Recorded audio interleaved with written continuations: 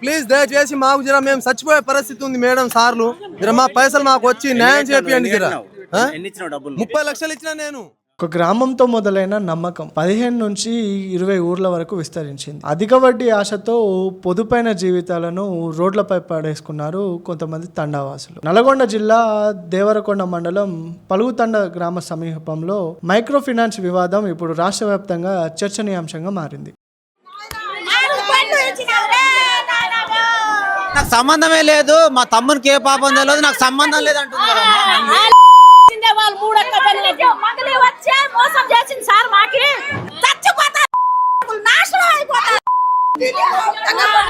చచ్చిపోవాలా మా బుద్ధి పెళ్లి అయితే కూడా పెళ్లి సమాధానం వస్తే కూడా వదిలిపెట్టినా సార్ నాశనం అయిపోతాడు వాడు.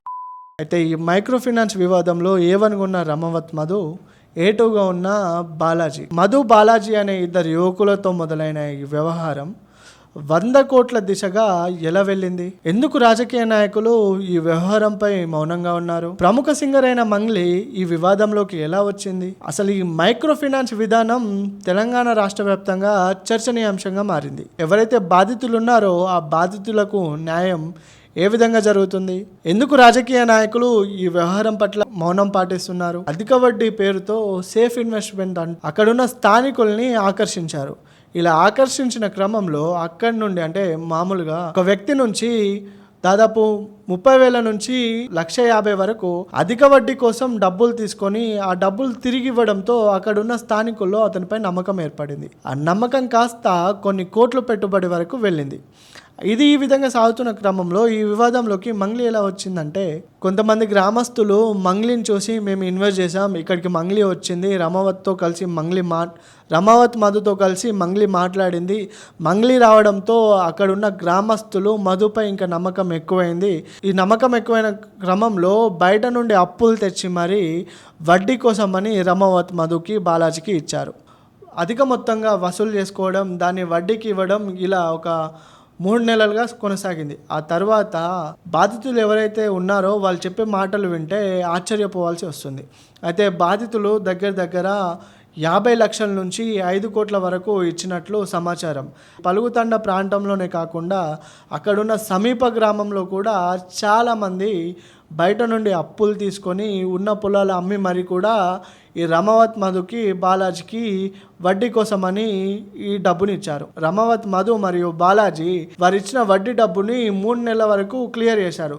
క్లియర్ చేయడంతో అక్కడ ఉన్న స్థానికుల్లో అతనిపై నమ్మకం వచ్చింది. అతనిపై నమ్మకం రావడం, మరి అదే క్రమంలో ఇన్వెస్ట్ చేస్తున్న క్రమంలో మంగ్లీ రావడం వల్ల అక్కడున్న స్థానికులు రమావత్ మధుని బాలాజీని బలంగా నమ్మారు. అయితే మన సామాజిక వర్గానికి చెందిన యువకుడు కాబట్టి అతన్ని మనం నమ్మొచ్చు అనే విధంగా అక్కడున్న వ్యక్తులు 50 లక్షల నుండి 5 కోట్ల వరకు రమావత్ మధుని బాలాజీని నమ్మి అధిక మొత్తంలో డబ్బు వారికి ఇవ్వడం జరిగింది. ఇలా జరిగిన క్రమంలో 2025లో రమావత్ మధు బాలాజీ ఇద్దరు అరెస్ట్ అవ్వడం, వారి డబ్బు వారికి తిరిగి రాకపోవడం, వాళ్ళు వడ్డీలు ఎగగొట్టడంతో అయితే రమావత్ మధు బాలాజీ 3 నెలలుగా వారికి వడ్డీ ఇవ్వకపోవడంతో స్థానికుల్లో వ్యతిరేకత మొదలైంది. వ్యతిరేకత కాస్త వారిని అరెస్ట్ చేసే వరకు వచ్చింది. స్థానికుల నుంచి తీసుకున్న డబ్బు అధిక మొత్తంలో వాళ్ళు వసూలు చేసుకొని వాళ్ళ సొంత స్వభావం కోసం ఉపయోగించుకున్నట్లు స్థానికులు ఆరోపిస్తున్నారు.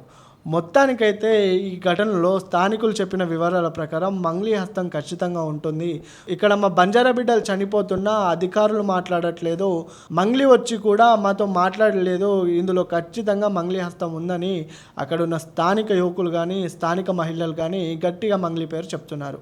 ఏదేమైనా చెప్పాలి అంటే ఈ మైక్రో ఫైనాన్స్ విధానం ఏ విధంగా ఉందంటే, అయితే స్థానికులు చెప్పిన వివరాల ప్రకారం వాళ్ళు గట్టిగా ఆరోపిస్తున్నది ఏంటంటే మంగ్లీ హస్తం ఖచ్చితంగా ఇందులో ఉంటుంది.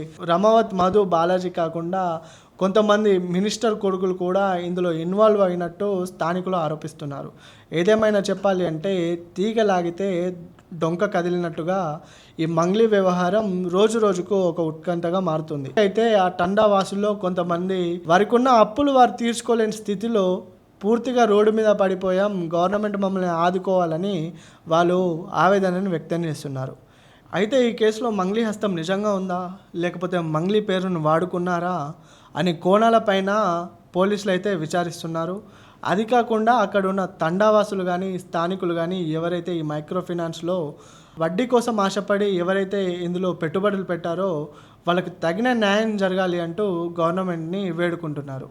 అయితే ఈ తండావాసులకు కానీ ఎవరైతే మైక్రో ఫైనాన్స్లో పెట్టుబడులు పెట్టి మోసపోయారో వారికి న్యాయం చేకూరాలని మేము కూడా కోరుకుంటున్నాం. మరిన్ని వీడియోస్ కోసం చూస్తూనే ఉండండి వ్యూహం మీడియా.